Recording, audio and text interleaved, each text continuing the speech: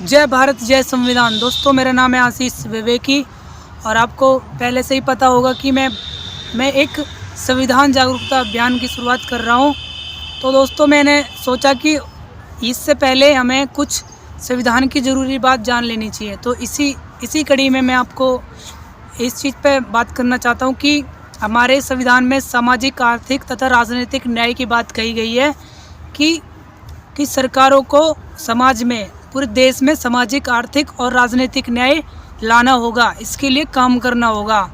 तो दोस्तों, मैं आपको थोड़ा डिटेल में बताता हूँ कि ये क्या चीज़ है।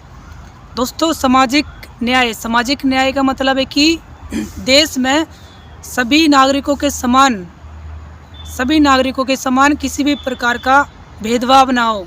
उनके साथ जाति, धर्म के आधार पर, लिंग के आधार पर, उनके कलर के आधार पर या किसी भी आधार पे समाज में उनके साथ भेदभाव ना हो। उनको किसी भी आधार पे ऊंचा या नीचा ना समझा जाए।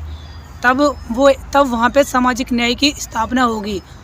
और आर्थिक न्याय से क्या मतलब है कि सरकार ऐसे काम करेगी, इस तरह से नीतियाँ, इस तरह से कानून लागू करेगी जिससे कि लोगों की गरीबी ख़त्म हो। जिससे कि गरीबी ख़त्म होगी तो समाज में समानता आएगी। समाज में लोगों के बीच रुपयों के आधार पे, धन के आधार पर ऊंच नीच ना हो। वह गरीबी और अमीरी में ज़्यादा फासला ना हो और सभी को आर्थिक न्याय मिले। मतलब कि समानता हो, ज़्यादा से ज़्यादा आर्थिक समानता हो लोगों के बीच में।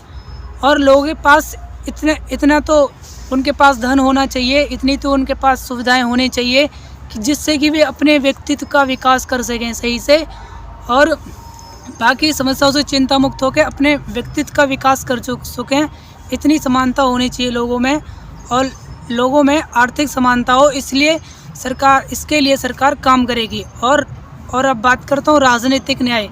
तो दोस्तों, राजनीतिक न्याय का मतलब यह है कि भारत में जितने भी नागरिक हैं उन्हें राजनीतिक अधिकार हैं उन्हें प्राप्त हो, समान रूप से प्राप्त हो। राजनीतिक अधिकार में मतलब के अंदर है उनमें कि उन्हें जो 18+ हैं उनको वोट देने का अधिकार हो, उनके पास वो वोट दे सकें। और जो चुनाव के जो योग्य हैं, चुनाव लड़ने के योग्य हैं, जो उस उम्र तक पहुंच गए हैं, उन्हें चुनाव लड़ने का अधिकार हो। और सरकार के समक्ष और सरकार के विरुद्ध और कोई भी आंदोलन करने का अधिकार हो। उन्हें अपनी मन की बात कहने का अधिकार हो और सरकार की जो आलोचनाएं कर सके, ये सब भी लोगों में अधिकार हो, नागरिकों में ये सब अधिकार हो। ये राजनीतिक अधिकार हैं दोस्तों। तो दोस्तों, मैं अब आपसे पूछता हूँ कि आप निष्कर्ष लगाइए। आप समाज में देखिए, चारों तरफ पूरे देश में देखिए, क्या आपको ये 3 प्रकार के अधिकार मिले हैं अब तक? देश को आज़ाद हुए 72 साल से भी ज़्यादा हो गए हैं, ज़्यादा का समय हो गया है। क्या आपको ये अधिकार मिले हैं? क्या आपको आर्थिक अधिकार मिला है? क्या आप अभी भी झुग्गी झोपड़ियों में रहते हैं? आज भी आप धन कमाने के चक्कर में आप अपने व्यक्तित्व का विकास नहीं कर पा रहे हैं? आपको इतनी भी सुविधाएं नहीं उपलब्ध करा पाई है सरकार? तो दोस्तों, अगर आप आज भी इतनी पैसों की तंगी में जी रहे हैं, आपकी अपना विकास नहीं कर पा रहे हैं, अपने व्यक्तित्व का विकास नहीं कर पा रहे हैं, अपना हुनर नहीं दिखा पा रहे हैं, तो दोस्तों आप यूँ समझ लीजिए कि आपको आर्थिक अधिकार अब तक नहीं मिला है, आर्थिक समानता नहीं मिली है। अगर आप आज भी अपने को छोटा समझते हैं या फिर आज भी आप झुग्गी झोपड़ियों में रहते हैं, आज भी आपको सुविधाएं उपलब्ध नहीं है अपने विकास करने के लिए, तो आप समझिए कि आपको आर्थिक समानता अब तक नहीं मिल पाई है। और दोस्तों, समाज में देख लीजिए, समाज में आपको क्या समझा जाता है? क्या समाज में भी भेदभाव है? क्या समाज में किसी की जाति या धर्म के आधार पर उसके साथ भेदभाव किया जाता है? ये आपने देखा होगा कि ऐसा होता है। तो क्या आप सोचिए कि आपको सामाजिक अधिकार है? नहीं मिला है। तो आप यूँ समझिए, अगर आपके साथ किसी आधार पर भेदभाव होता है तो आपको सामाजिक अधिकार नहीं मिला।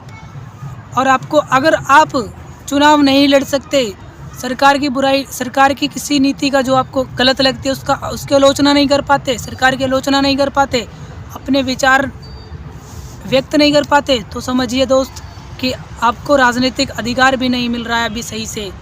तो दोस्तों, आप ये सारे अधिकार कई तरह के अधिकार हैं जो आपको मिलने चाहिए।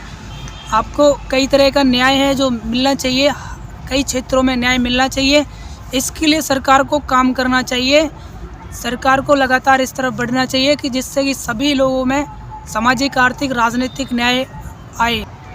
दोस्तों, आप देखिए कि वर्तमान में जो सरकार है या जो इससे पिछले थी सरकार या जो वर्तमान में सरकार है, आप उसका जब उन्होंने चुनाव लड़ा था तो किन किन वादों को साथ लेकर क्या क्या वादे किए थे उन्होंने कि वो पूरे करेंगे, उनका क्या घोषणा पत्र था, उनका घोषणा पत्र आप निकालिए, उन्होंने क्या क्या वादे किए थे और कितने वादे वे पूरे कर पाए हैं। तो दोस्तों, ये उनके वादे पढ़िए पिछले जब उन्होंने चुनाव लड़ा था, उसके बाद आप निष्कर्ष निकालिए क्या ये व्यक्ति, ये सरकार वोट देने लायक है या नहीं, ये आपके लिए भला कर पाएगी, आपकी स्थिति, आपका जीवन स्तर सुधार पाएगी क्या ये सरकार। आप इसका घोषणा पत्र निकालिए जब इन्होंने चुनाव लड़ा था, उसके बाद आप निष्कर्ष निकालिए, उसके बाद सोचिए, फिर अपने वोट का सही इस्तेमाल करें। जय भारत, जय संविधान।